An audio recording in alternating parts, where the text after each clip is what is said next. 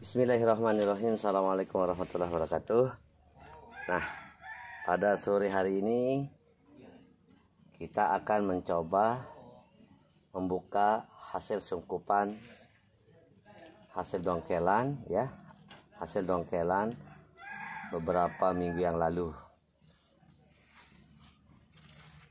Nah, ini adalah hasil dongkelan kita. Ini dari pohon mentaos atau jelitri. Ini sudah kita sungkup sekitar 3 minggu kurang lebih ya. Nah, 3 minggu. Nah, ini bisa kita lihat di sini. Kita coba majukan. Nah, ini tampak sekali embun ya di dalam plastik ini. Nah, ini ada embun-embun air. Ini hasil sungkupan, artinya ini menunjukkan sungkupannya bagus dan menjaga suhu di dalam sungkupan ini sehingga membantu proses pertumbuhan tunas dari hasil dongkelan kita. Nah, biasanya hasil dongkelan itu jika tidak kita sungkup itu berisiko mati atau kering. Karena itu diperlukan teknik, yaitu menggunakan teknik menyungkup.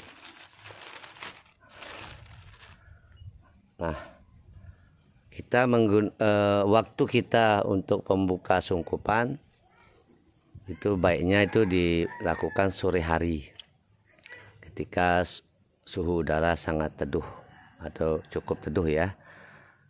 Apalagi jika daerahnya adalah daerah yang panas. Nah, untuk musim saat ini musim kemarau suhunya sedang tinggi-tingginya. Nah, ini bisa kita lihat. Ini adalah karet pengikat ya. Nah, kita tidak menyungkup sampai bawah, tetapi kita hanya menyungkup di sekitar. Nah, ini pun menggunakan wadah plastik, bukan wadah pot. Di video sebelumnya kita sudah pernah menayangkan hasil dongkelan dari pohon mentaos atau pohon jelitri ini. Nah, hari ini kita update informasinya. Setelah kita sungkup, kita lihat bagaimana pertumbuhannya dibanding dengan sebelumnya. Supaya lebih jelas kita mundurkan sedikit kameranya. Nah, seperti ini. Kita coba dulu buka. Nah, umumnya pohon mentaos atau pohon jelitri itu tumbuh di perbukitan atau lahan yang kering ya. Jadi sebenarnya mereka termasuk pohon yang tahan dengan kekurangan air. Nah, tentunya jika kita jadikan sebagai bakalan bonsai atau bonsai dengan perawatan yang baik dan juga air yang cukup, pasti akan tumbuh lebih subur. Kelebihan dari pohon mentaos dan jelitri adalah tekstur batangnya yang sangat berkarakter. Dan daunnya pun bisa mengecil meskipun tidak di pruning ya. Nah, mari kita coba membuka secara perlahan hasil sungkupan kita beberapa minggu yang lalu. Ini sudah disungkup sekitar 3 minggu ya. Ini 3 minggu.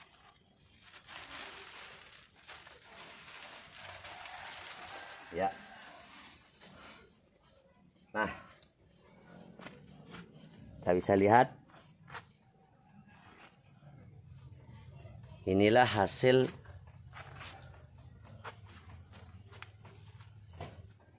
sungkupan kita pada bakalan bonsai mentaos atau jelitri. Nah, ini dia bentuknya. Nah, jadi bisa kita lihat di sini tumbuh tunas ya. Nah, ini tunas-tunas barunya tumbuh, yang sebelumnya tidak ada ini.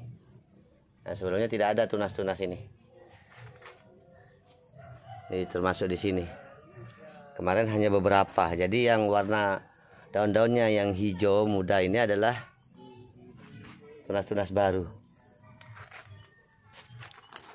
Kemudian ada pertanyaan juga bahwa apakah sungkupan perlu disiram? Tidak perlu ya, karena suhu tanahnya tetap akan basah dan lembab karena terjaga oleh sungkupan plastik itu sendiri. Jadi tidak terpengaruh oleh suhu luar yang membuat ranting atau dahannya kering. Jadi tidak perlu. Nanti pada saat dibuka baru mulai disiram. Nah, bisa kita lihat di sini tanahnya masih basah, sama seperti saat kita nanam pertama kali. Kemudian air dari embun yang berada di dalam plastik sungkupan juga memberi kelembaban dan kesejukan buat bakalan bonsai ini. Ini bisa kita lihat, ini daunnya basah. Nah, ini sangat baik sekali membantu untuk pertumbuhan dari bonsai Menthaus ini. Tidak usah khawatir bahwa pucuk atau tunasnya akan membusuk kena air, itu tidak perlu ya, karena dia akan menetes secara alami. Berbeda kalau dia berendam ya. Nah, ini coba kita lihat sisi belakangnya dari pohon ini. Ini kita berada di bawah pohon jeruk sunkis. Kita gunakan untuk tempat kita meletakkan bakalan bonsai ini. Kita coba lihat jeruknya ini ya, sunkisnya ini. Nah, ini.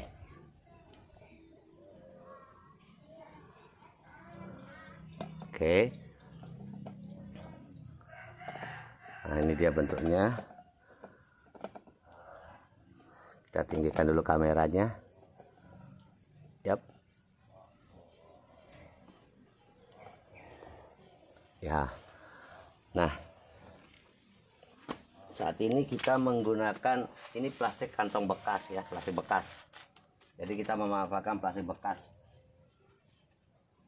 Nanti bisa kita pindahkan ke media pot plastik atau keramik atau tanah liat. Nah, jadi yang penting dia tidak bergerak. Usahakan bakalan bonsai ini tidak bergerak, karena kalau bergerak terlalu banyak gerakan, khawatirnya nanti akar yang baru tumbuh itu mati. Nah, nanti pada saat kita pindahkan, ini tanahnya ini harus sama-sama pindah. Jadi tidak, sebaiknya hindari untuk melepasnya, karena akar barunya biasanya belum begitu kuat ya, belum sempurna. Nah, kita putar dulu, kita lihat dulu ya.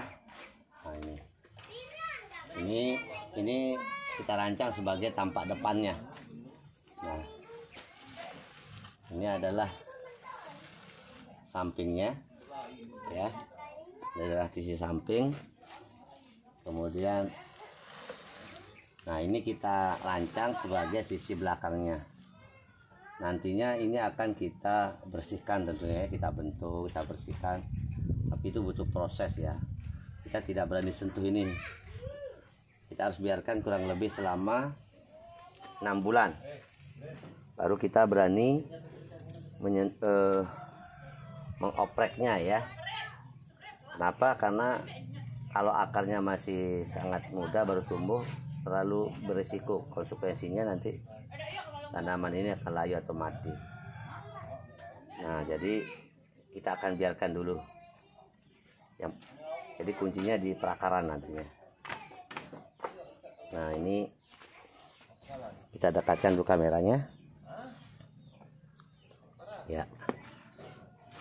Nah, ini yang saya maksud tadi, kelebihan bakalan bonsai dari pohon Menthaus dan atau jelitri itu punya karakter yang sangat bagus ya, kokoh, tua gitu. Padahal ini bisa saja bekas tebangan pohon dari para petani, namun berproses terbentuk dengan alami, bentuknya telah melalui proses waktu yang lama. Nah, seperti ini.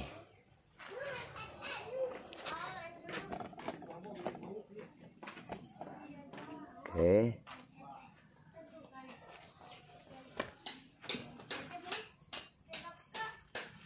Nah, untuk sungkupan itu tidak mesti harus tertutup penuh, jadi bisa juga sampai setengah.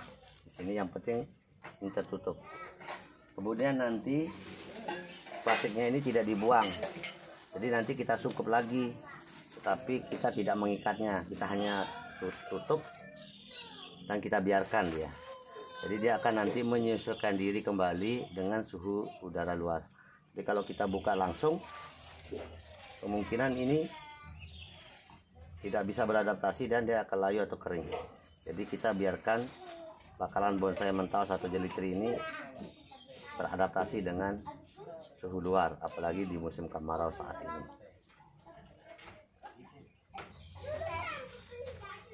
Mengenai pemilihan cabang dan ranting, tentunya nanti kita akan menyesuaikan dengan karakter dari batang ini. Biasanya kita mengikut karakter yang sudah terbentuk dari batang ini. Jadi kita tidak terlalu melakukan banyak perubahan ya. Terlalu banyak perubahan. Jadi secukupnya sajalah. Karena menurut beberapa pakar, yang terbaik itu adalah mengikuti karakter dasar dari pohon itu ketika hidup di alam,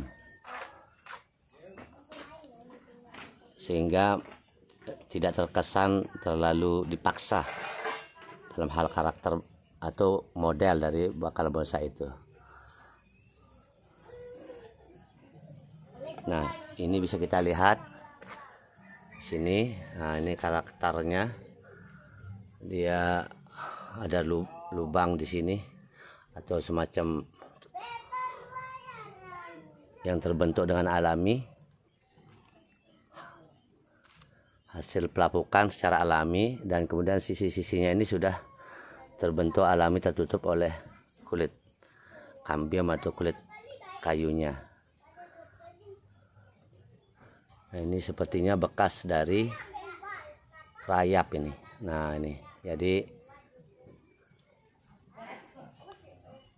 proses inilah yang membuat batang dari bakalan bonsai mentau ini menjadi lebih eksotis.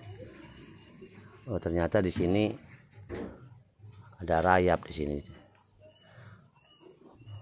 Padahal sebelumnya sudah saya bersihkan, tapi akhirnya rayapnya datang lagi nih, karena mungkin masih tersimpan ini di dalam batang kayu ini, dan pada saat disungkup terus tumbuh. Maksudnya berkembang ini.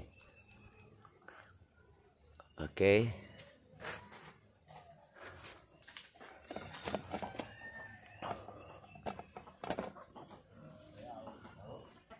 Nah, sahabat-sahabat channel Mustika Lombok, demikianlah video kita kali ini. Semoga bermanfaat. Lebih kurangnya mohon maaf. Wabillahi taufiq wal hidayah. Assalamualaikum warahmatullahi wabarakatuh.